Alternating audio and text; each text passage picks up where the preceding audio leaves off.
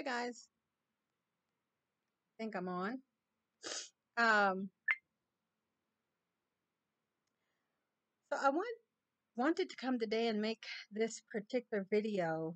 Um,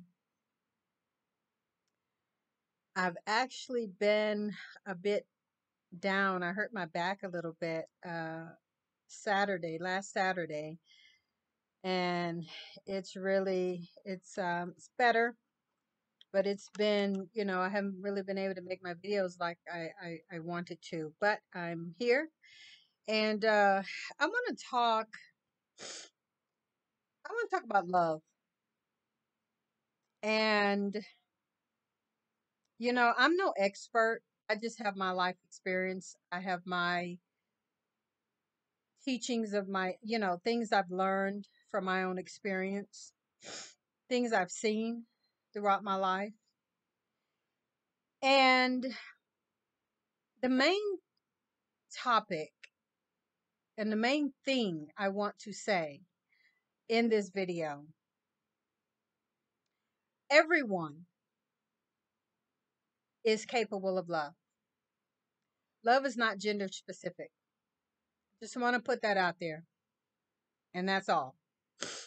Now, with that being said, I have reasons of knowing that love is not gender specific. Love is love. You know what I'm saying? It doesn't belong to certain people. It doesn't belong to animals or just babies or what. I mean, it doesn't belong to anyone. You know what I'm saying? And so, with that being said, you know, I'm going to give you just a little small example of how I know. I mean, I'm not going to point out one gender over the other because I've seen it in both. Like, you know what I'm saying? It'd be hypocritical for me to point out one gender talking about love or trying to talk about love. But as some of you know, I've worked with the elderly pretty much all my life. I've worked in different states across America, places that I've lived. Um, And I've seen a lot. I've been doing that work since I was 18 years old. And I am far from that right now. So, you know, I've seen it all. I've seen many couples as I've worked in nursing, nursing centers, assisted livings, rehab center, like all just I've seen it. And I've seen male caretakers of their wives after years. And this is not also, let me just say, I'm not just only talking about 50, 60-year marriages. That's a given. But I'm also talking about 10, 20, 15-year marriages also. So I have seen men take care of their wives till they died and worshiped the ground these women walked on, loved them and dedicated themselves to them to the end. I have seen wives. I'm talking about sometimes some old women who they could barely take care of themselves. They could barely really get up. Like they needed help themselves and they were up every day. And um, we're in this nursing setting right now, you know, just for example, we're in this nursing setting where the families have brought them there so that both of them could get help. And I have seen so many wives that like won't even let us really do anything for their husbands because they want to do it, and we're trying to tell them like, look, you about to fall trying to help him. You know what I'm saying? And the number of elderly men trying to take care of their wives, like they still trying to pick her up and help her get up out of chairs and stuff. And it's just like, you are going to fall and break something if you don't let us help you, you know? But it's what they've done. You know what I'm saying? It's what they've done all their lives, and they love them, and it's what they want to do. And so, I've seen that, and I've seen that over and over again. I really have. I've seen that so many times that nobody can tell me that certain people love. You can't tell me that, because I've seen it too many times. I've seen it with my own eyes. You know what I'm saying? I've seen situations where the spouse will pass away. Let's say the woman passes away, and the husband is pretty much left to himself, after they've been together forever, and he's helped her and took care of her, and they've taken care of each other or whatever. Um and these are usually the type of couples that once one of them passes away, the other one goes fairly quickly. I mean, the longest that I've seen, especially without one of them maybe like getting another partner, or like maybe going to live with family or something, or getting like some grandkids, or the kids or somebody to come and help take care of them or something like that. When they're alone and when their partner dies, many times it's months. It's months that they go to. Um and I mean, really, it don't be a long time. It doesn't be a long time. You know what I'm saying? So, but I wanted to talk about that. I wanted to give that example because, like I say, this is stuff that I've seen with my own eyes. So I know um, love is not specific to either gender or anything like that. Now, the next thing I want to bring up is I was watching this video of this guy talking about, uh, he said some woman had written a letter or something and was, I guess, asking for his advice or whatever about her boyfriend or whatever. The boyfriend was very, very toxic and abusive, not necessarily physically, but just toxic and abusive. And, she was talking about how she loved him and dedicated herself and her life to him and everything. And basically, once she was broken and he broke her down, um, he left or whatever. And actually, this is something in a lot of ways that we see quite often. Uh, First, I'm gonna tell you what it is, and then I'm gonna tell you why. So, upon my reading and my research, um, I found what they say happens in the male brain is that he associates. Let's call it struggle love, because it is. He associates that struggle love with you, and so all the things that you did to prop him up, to make him better, to stand by him, to be by his side, to suffer with him, and all of these type things, and endure whatever it is you endured during the relationship, you would think he would be grateful. He would be in remembrance of your sacrifices and love and all that type of stuff. But you know, like I said, from my little research and from what I've heard and read and studied about um, relationships, the situation is that he associates you with all that struggle that he had to do. And I mean, because he was kind of going through it too, even though you were supporting him, he was going through it too.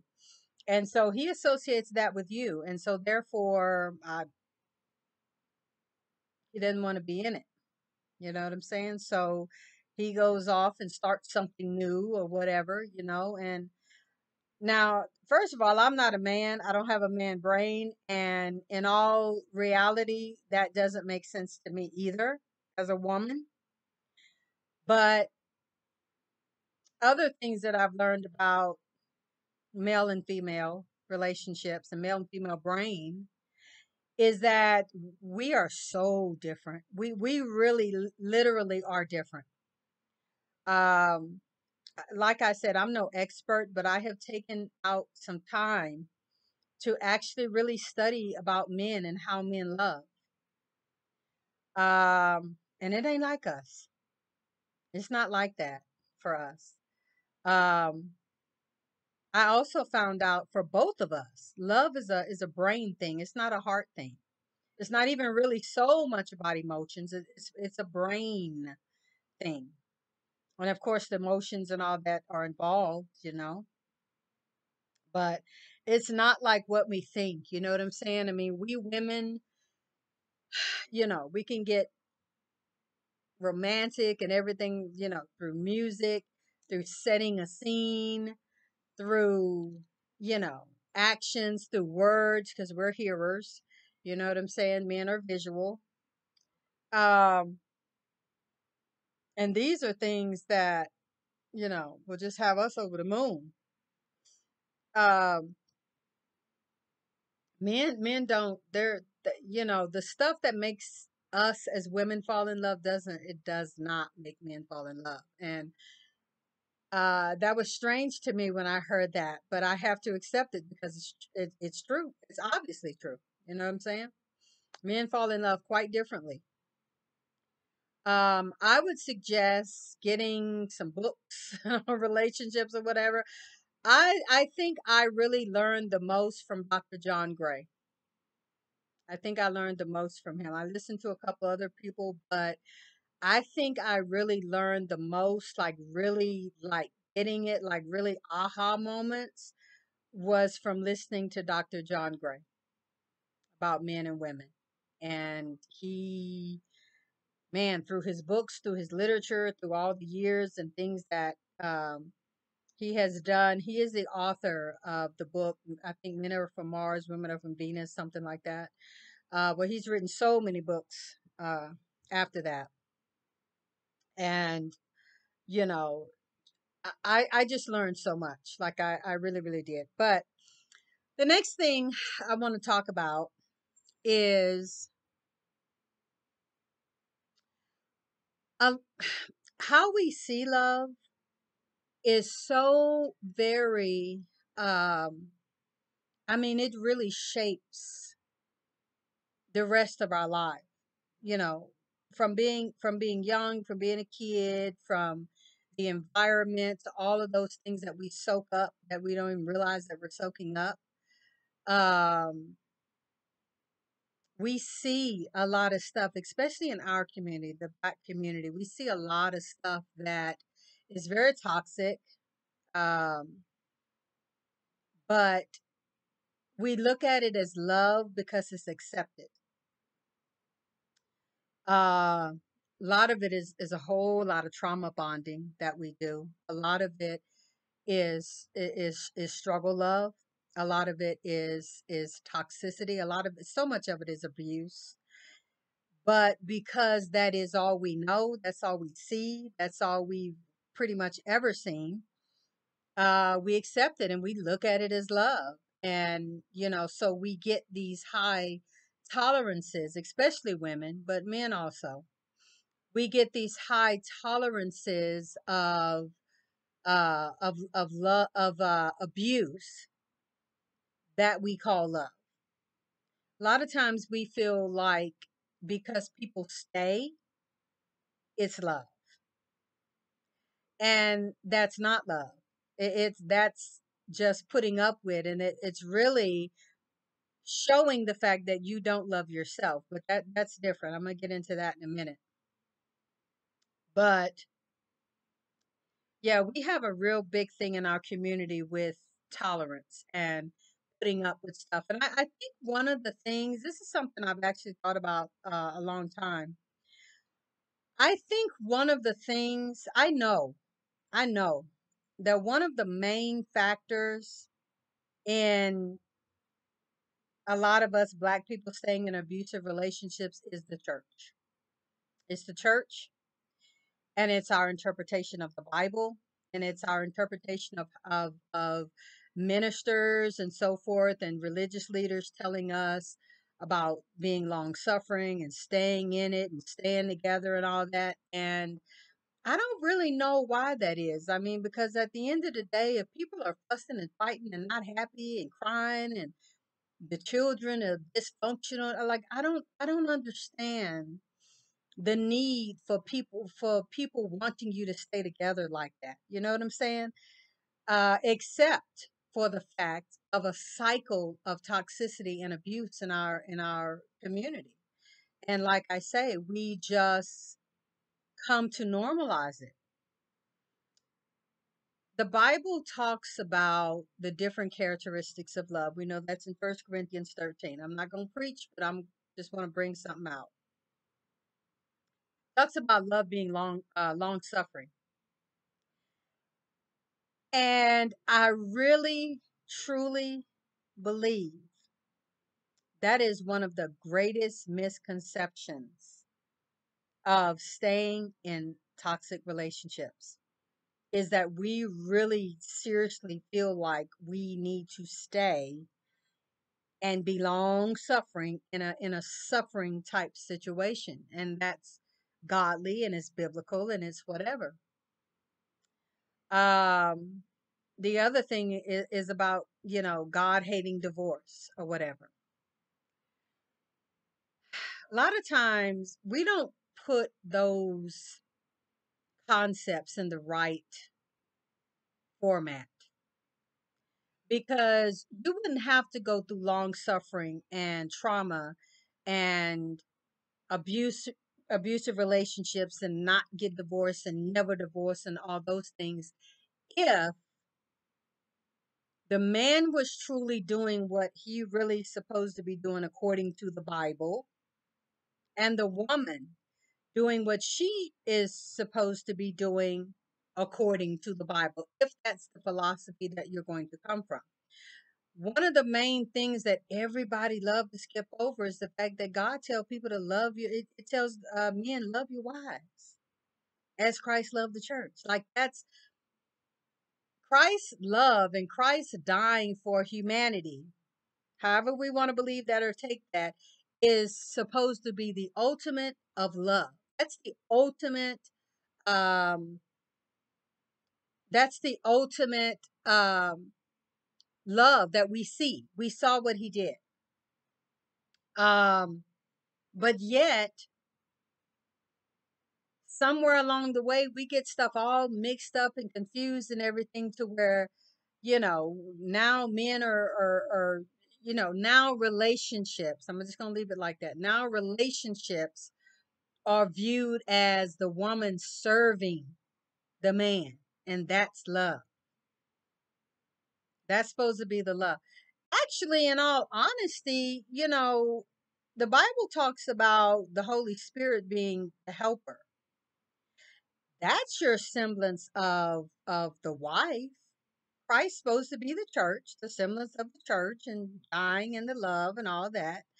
And the Holy Spirit is supposed to be the woman, the help, meet, the helper, to aid, guide, assist, work alongside, work in conjunction with, help make things better.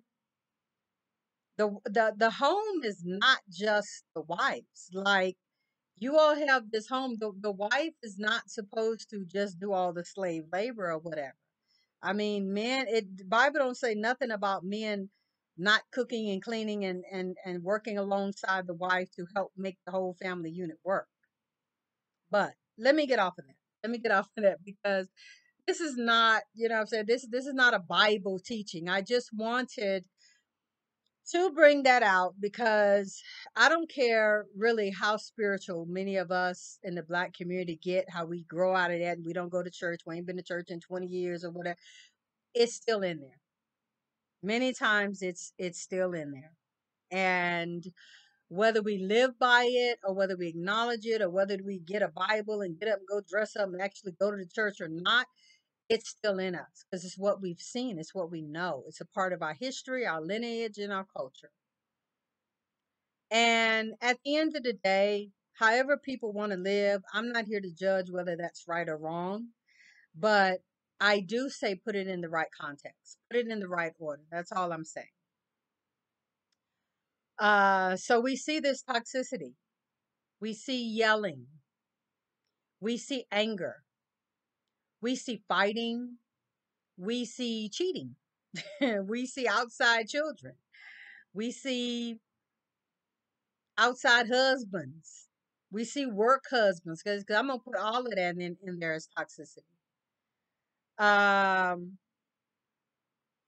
we see children abandoned. We see abuse happening to children and so forth. And it's all just kept in the family, just all in that little family cultural union dynamic, whatever. And still in all, we see women being told to accept abuse, take abuse, whatever. In some cases, also there are men who take a lot of abuse. And men stay there because they don't want to give up, and they don't want to feel like, they're abandoning their family. I'm supposed to be the man. I'm supposed to be the head. I'm supposed to do blah, blah, blah, blah, blah. You know what I'm saying? And many times they're stressed out, they're overworked, maybe underappreciated, however they feel. You know what I'm saying? Because, like I said, I'm not a man, but I'm just putting my analysis on this. But yet they stay. A lot of people put up with a lot of unhealed, unresolved traumas. A lot of people stay and put up with mental illness that they don't even really know it's mentally ill. You know what I'm saying? They just look at, oh, that's just how so and so is. Or yeah, the girl, she do that all the time. Or yeah, they kind of off a little bit, but they all right. And people will stay in that stuff with literally mentally ill people, and they don't know they mentally ill, and the person ain't going to get no therapy, and the person is not getting any they're not on medication, they're not on therapy, they're not on anything. And that is so prevalent in our community. Matter of fact, even this morning I woke up with some things on my mind, and I was looking about mental health. I was looking at a lot about men's mental health because there's actually some things I want to bring out about men and men's behavior and how men um, relate to certain things in the community. But I'm working on that. I'm gonna get that together. I think that's gonna be real good. But that's not this topic. But we see that, we see that so much, and I've heard, sometimes it's a lie, sometimes it's not. But I've heard so many, oh, my ex was crazy. Oh, my ex was crazy, whatever. And, one of the things that always baffled me, and maybe a guy who's nice enough to be respectful can tell me the reason. But I have heard so many men who talk like that, and yet they have been with that woman 10, 15 years and longer, maybe.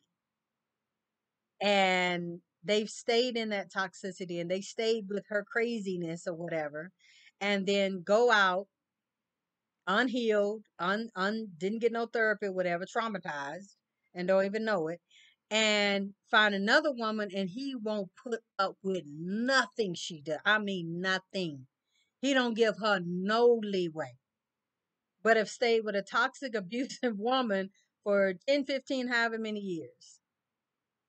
And I just, that's just the craziest thing. I'm like, why do y'all stay with mentally unwell, unhealthy people for so long and finally get out and find a person that is normal or whatever, just acting normal, or, maybe they'll make a mistake, or maybe it's just like they give them no rope, no leeway, no nothing on that. And I mean, I guess in a way, it is because they took so much, and it is because they are probably broken and don't even really know it.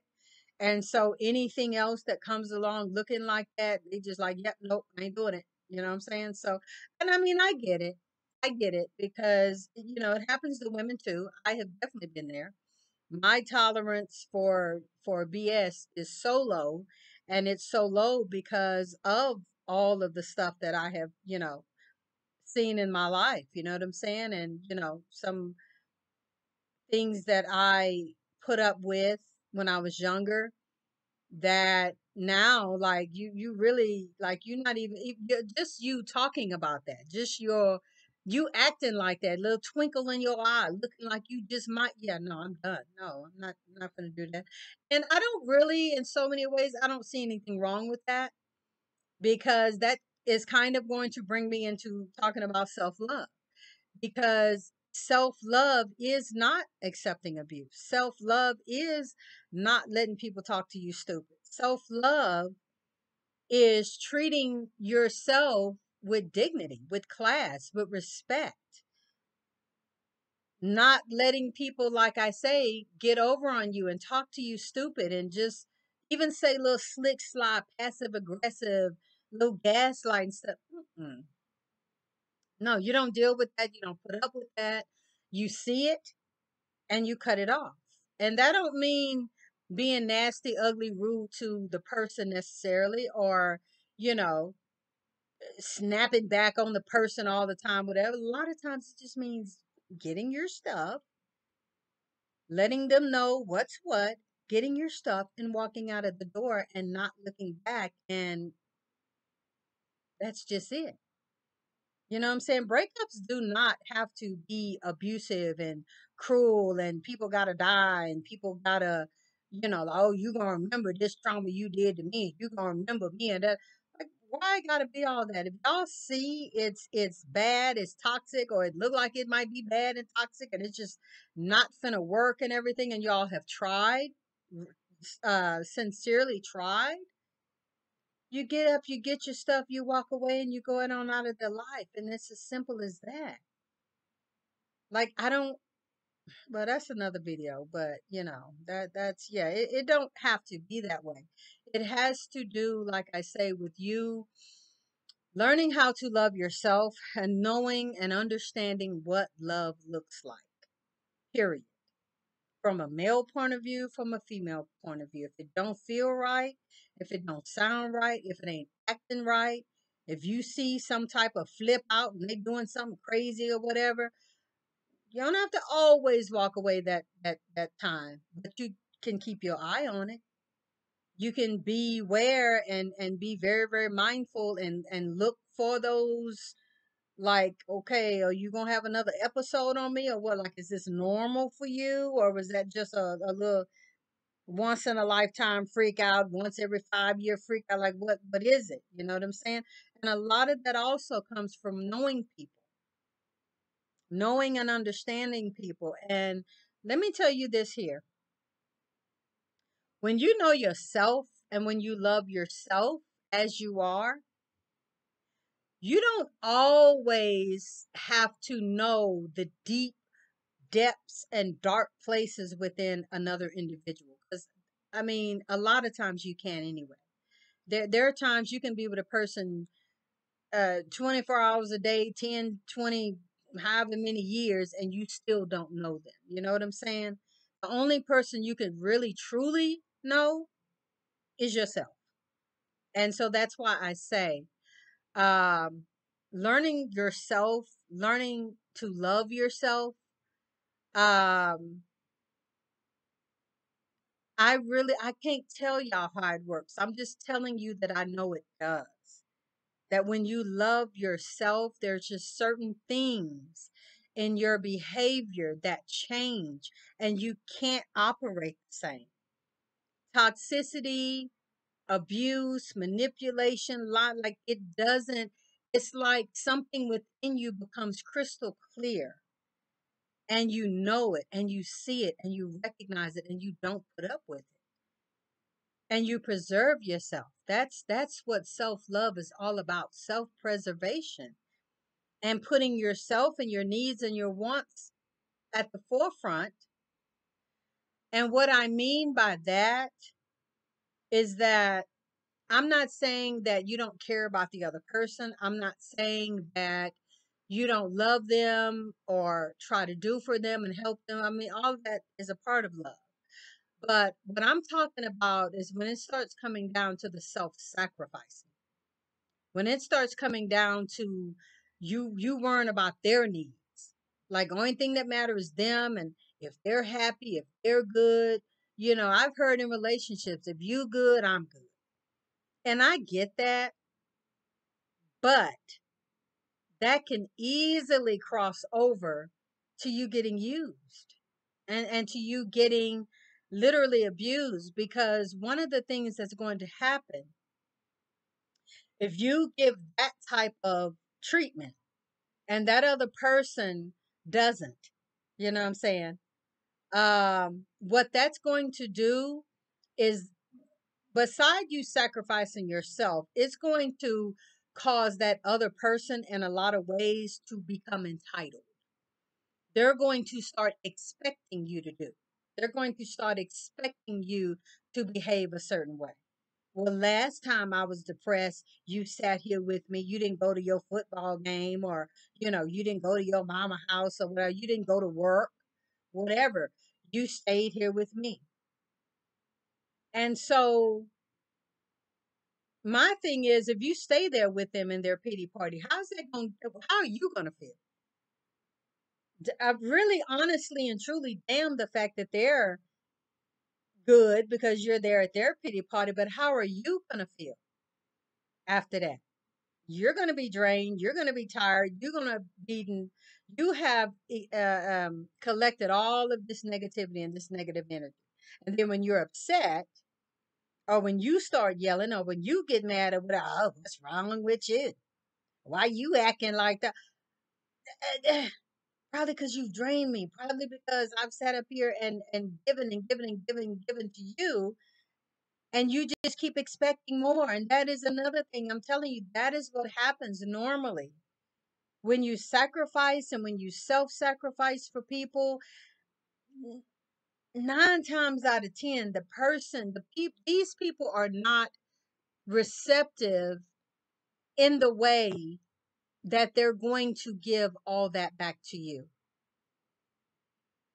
Partially because they can't, also because they probably really just don't want to, because you're the giver. Like you the one to do that. I don't do that. You do that.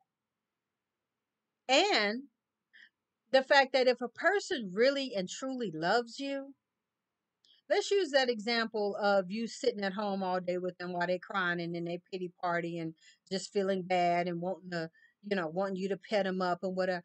Okay, I can understand you being there because you're supportive, you're a partner, and I'm talking about men or women right now. And you do that for a little bit. But then in a minute, it's gonna be like, okay, look, yeah, both us finna get up, and we both finna get up, get dressed, get up, go somewhere, do something. But like you, I'm not going to sit here and not only put myself in this situation, in this pity party, and drain myself and have myself feeling bad.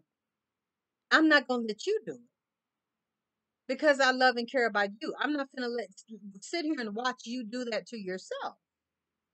You see what I'm saying? I mean, yeah, no, no, no, no, no, no. We have such a wrong concept of that love being long suffering. We really do. That don't mean that like that. That don't mean that. I mean, you can love long and you can love in a suffering situation, but that don't mean just sitting here all day, every day, going through whatever, making sure you suffer, making sure you sacrifice. There's a lot of people who don't even feel like they're showing love unless it's coming back abusive and ugly and mean and getting talked about and yelled at and you know uh not being defended, not being taken up for, not being shown support. You know what I'm saying? And people will stay in that for years and years and years. And then they expect the other people. I don't know. I guess the person that's on some point in time, they supposed to love you enough to be like, you did that. You took all my bullshit.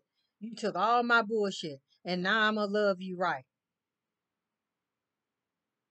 I don't even want that now. You know what I'm saying? Like I don't even want that now. Like, no, no. Because you're doing yourself a disservice at the end of the day. You're not doing yourself any favors to stay in toxicity and abuse. And that's what this video was about, is to show that there is a huge difference in toxicity, trauma bonding, false love, false narrative, like all of that. But for so many of us, especially in the Black community, our community is so unhealthy. Our community is such in need of therapy. Our community have gone through so many, like it's just a cycle with us. And um I'm not saying that to be mean about our community. It just is what it is. You know what I'm saying? I mean, we have a different way of doing everything pretty much than any other culture. And it's just what we see as love, what we see as long suffering, what we see as relationship or whatever. Like a lot of times it's so abusive. It's so abusive, and we keep doing it. We keep the cycle up. And somewhere down the line, we're going to have to stop these cycles, and we're going to have to really self evaluate and really learn what love is. Love is not harboring criminals. And I know this is not, in a way it is, because if we're talking about love is not harboring criminals. Love is not, oh, well, yeah, I know you did that, and I know that was wrong, but I ain't gonna tell nobody if you don't. That's not love. That ain't real love. It's a form of love, but it's not real, true love that's going to help you grow. And see, that's one of the effects of love. Love is not, you know that it's love when it's supportive, when it helps you, when it wants you to do your best, when it doesn't hold you in and confine you and keep you right here. Love is freeing. Love is challenging. Love will challenge you on things in a good way. Love is expansive. Like love goes out. Love don't just keep you in the house with no phone. You can't call your family. You can't have your girlfriends over. Can't have your boys over. Where you going? What you doing? Well, when you doing it, now because there's a line. There's a line that crosses over from, are you just concerned? Are you just really, because you love me, you want to know where I'm going, you want to know that I'm safe, you want to know that I got to work good, or wherever I was going, I got there fine. But is it that, or are you being overly possessive to where it's finna turn into one of them when I get ready to leave, or you think I'm gonna leave you, it's gonna be one of them, if I can't have you, can't nobody have you type shit. And I gotta, watch my back because I might get unalive. Like it, you know what I'm saying? Like that's where you have to be so careful, because with all of this stuff, there's a fine line. There is a fine line. Like you can cross, like I hear so many people. This was usually younger women, honestly. But I've heard a lot of women talk about they like when a guy jealous, and they like to make a guy jealous. And it just makes them feel loved and wanted and all this kind of stuff if he jealous or whatever. But and I mean, I get that a smidgen, only a smidgen, because maybe because I am older, because I know the real true effects of a jealous man. Like I've seen it. I've seen where he just a little bit jealous, and that's just kind of cute. But the problem with that is that you don't see when it actually crosses the line of now it's toxic. Now, when he asked me about the guy in the store, I'm about to get smacked in my mouth for it now. You know what I'm saying? Or now, when he asked me something about wearing my shorts, you know, it's gonna be controlling and abusive. Now he want me to wear long skirts. Now he want me to only wear pants. You know what I'm saying? I can't show my legs. I can't show my arm. Like I can't be free because he's insecure and he's jealous. You know what I'm saying? So I've seen that a lot. I've seen a lot of women online talking about how, oh, that's cute, and if my man don't do that, I don't want him, and all that kind of shit. And it's just like, man, y'all ain't seen. Y'all are young. Y'all ain't seen the real true depths of it turning from, oh, that's cute, to, oh, I need to watch my back. And it's the same thing with women. It is the same thing with women. There's a lot of men who feel like women fighting over them and women being jealous over them and everything. It's like, I guess it does something for their ego. They like it, it feel good or whatever. But when she's slashing your tires and when she coming up to your job and when she really about to make you lose your shit, when she talking to people and being all weird and strange and shit, that's not cute no more. That's really not cute. See, now you kind of scared. But you don't want to say that because I'm a man. But you kind of scared right now because you don't. I mean, like you saw a little something to scare you a little bit, and you don't know how far in that is she really gonna go. You know what I'm saying? Like some woman passed by, she acting like she ain't looking, but through her peripheral vision, she checking you out. She checked her out like 5 minutes down the thing. She saw her coming before you did. All us women can do that, and but you don't know. And believe me, she see it. She don't even have to really see it. She can feel it. And if she knows you, and you're gonna hear about it. You're gonna hear about it because she know exactly what she was wearing. She know how long her eyelashes was. She know the shoes she had on. She know everything. But you ain't looking at it like that. You might have glanced at her or something, or maybe you actually really did look at her. And if you did look at her, you got to know your woman. You know what I'm saying? Like that's why I'm saying like you got to really be careful because is she just a little cute jealous where I ain't worried about her. I know what I got. I know who I am. Like we good, we solid, whatever. You know, I know me. You know what I'm saying? Or is she gonna be standing up over you while you sleep with a knife? Or drip a little something something in your food. Just saying. Is she gonna go to the voodoo lady? I need him to stay at home. Believe me, it happens. Believe me, it happens. So anyway, that's it for this video. Um, yeah, I said everything I need to say in this video. You all leave me a comment. You all please hit the like button and the subscribe button. Um, leave me a comment. Thank you guys for listening. Thank you for watching, and until the next video, I'll see you next time.